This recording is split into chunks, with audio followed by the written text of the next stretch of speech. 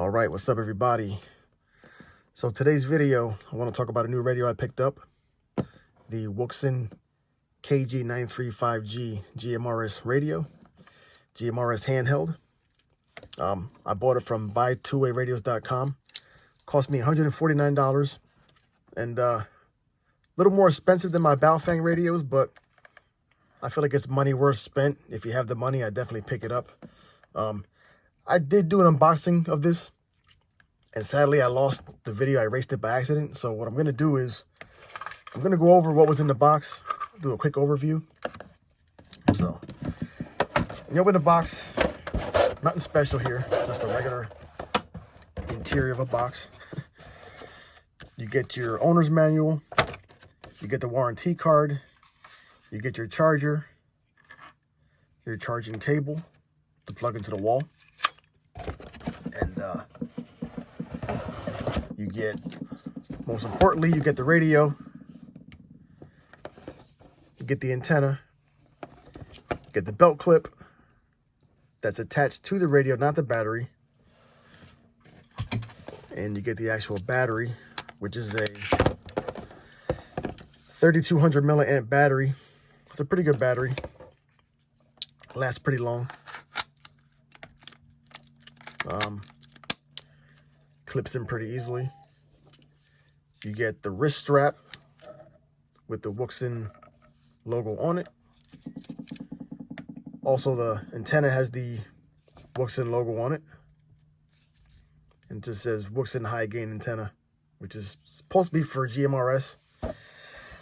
So I haven't had any problems with it yet. Pretty good radio, pretty good design. It feels good in the hand. It feels pretty solid. It feels like an expensive radio, a more expensive radio, I guess you could say. But I'll zoom in here. And before I get to the radio, I do want to say this video will be a longer video than normal because I like this radio a lot, and I did take some time to read over the manual and learn some of the features of the radio. But I want to talk about the warranty first. You'll get a warranty card in here. It's going to tell you you have 20 days from the date of purchase to send this paper in and fill it out to activate your warranty, which worried me because when I first bought this radio, I purchased the radio and it wasn't even sent out or shipped until 10 days after I ordered it. And once it was shipped, it took almost 5 days to get it. And once I got the radio, I mean, I was so occupied with the radio, I didn't even look at the warranty card. And once I read this, I was already at my 20 days. So I called Buy2Way Radios, and they pretty much told me that once the radio is sent out to you, they put the information in their computer, and your warranty is already set up. So you don't have to worry about filling this out and sending it in. So that's pretty much what they told me. You can call yourself and confirm for yourself, but that's what I was told. The owner's manual is a pretty good manual. It's written pretty good. Although there was one feature in here when it came to the scan groups. It didn't tell me I had to set that up from the actual computer. So I was confused there for a while until I finally figured that out. I think I went online and just kind of looked at the Wouxun scan group settings, and I think it was the kg-1000 that popped up that actually told me to go to the computer and do that. So pretty good handbook overall. It'll get you where you need to be and help you figure out how to get things to work inside this radio. Pretty good. So that's one good thing about this. It has a very good owner's manual.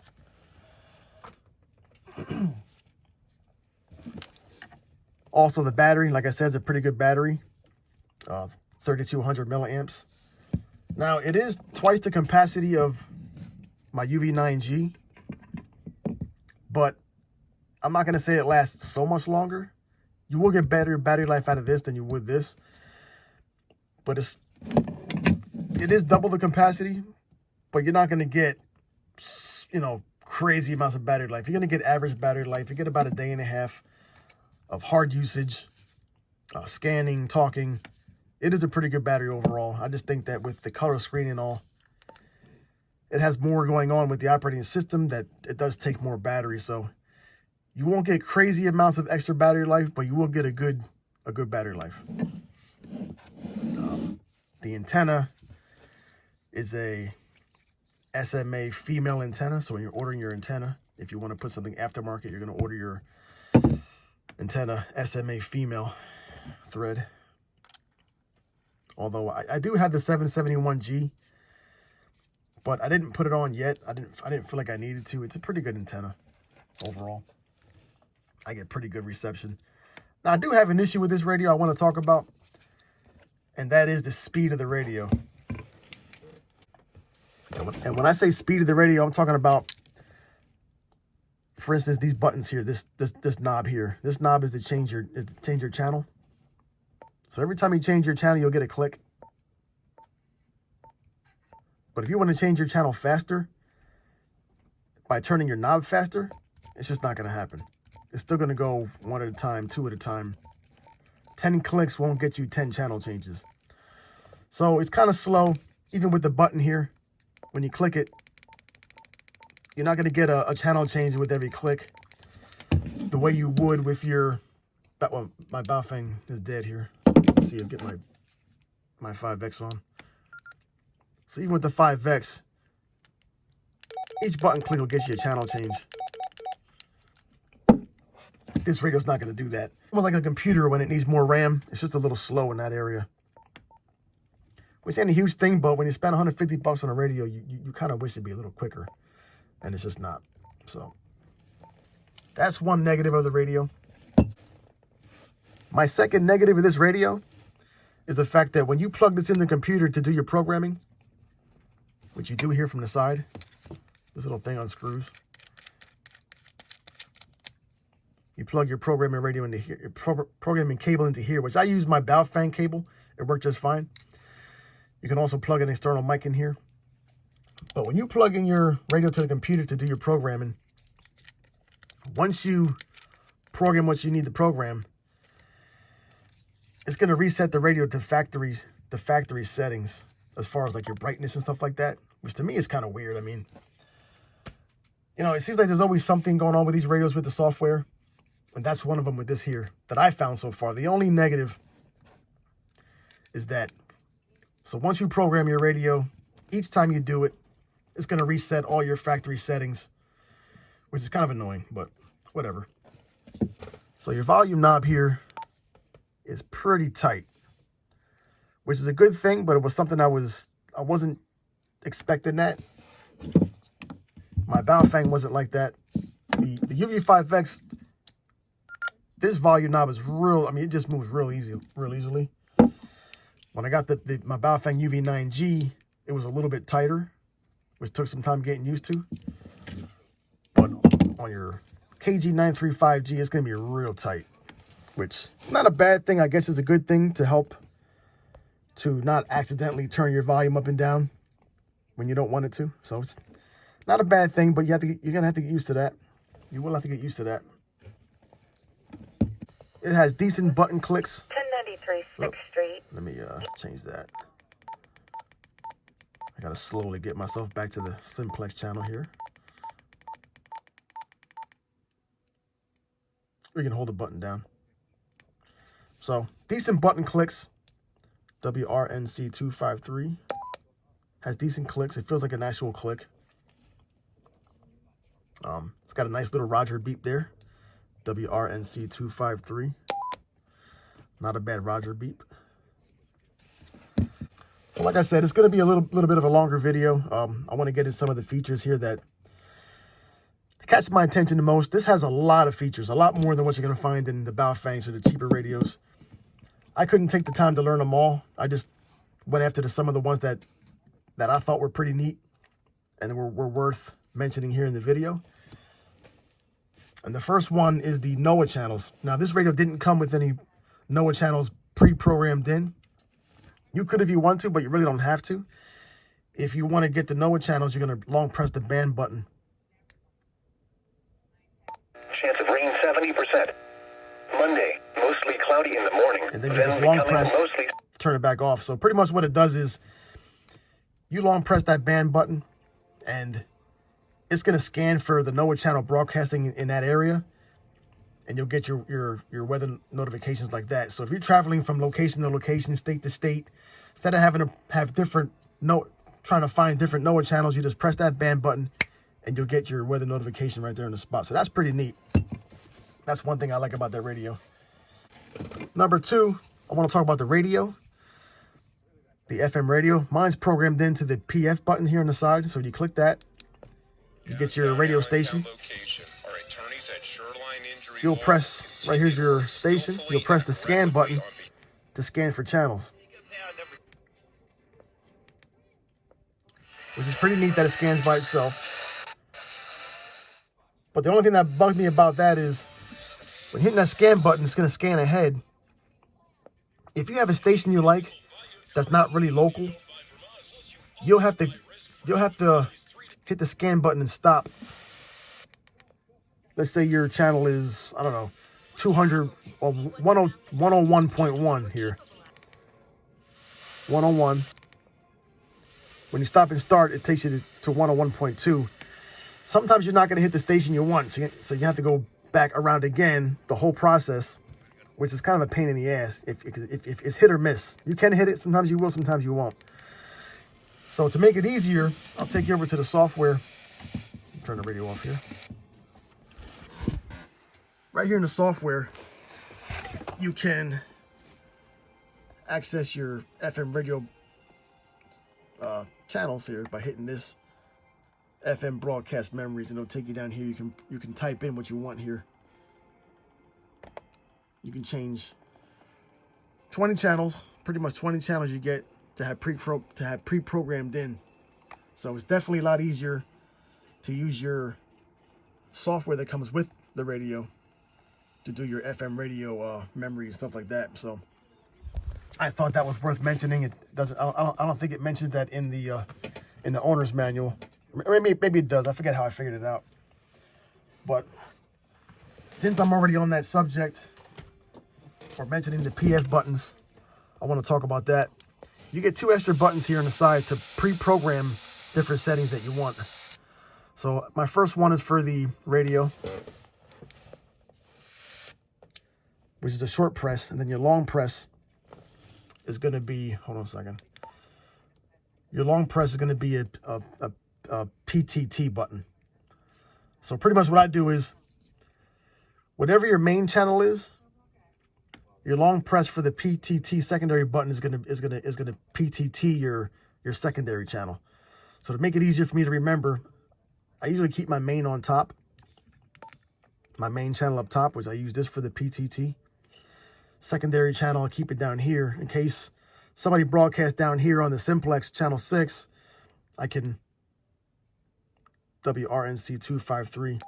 I can broadcast right down here in the bottom on the secondary channel with the PTT, with the PF button. So that's a pretty good feature that I like. It lets you PTT on two different channels at the same time if you want, basically. So that's pretty nice. So the bottom PF button I have set for the flashlight. Long press will give you the monitor button, which is pretty much open squelch. So that's pretty neat. So to access those, you're pretty much going to go into the menu here. PF. So your first option is PF short, PF1 short, then PF1 long, PF2 short, PF2 long. So once you get in there, you have all these different options of what you want to set. I'm not going to go over all of them, but you can check it yourself. Different options to set your PF buttons. So that's a pretty good feature that I thought was worth mentioning.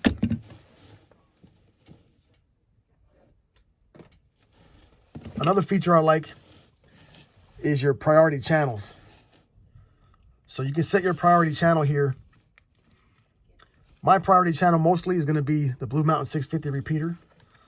So you go into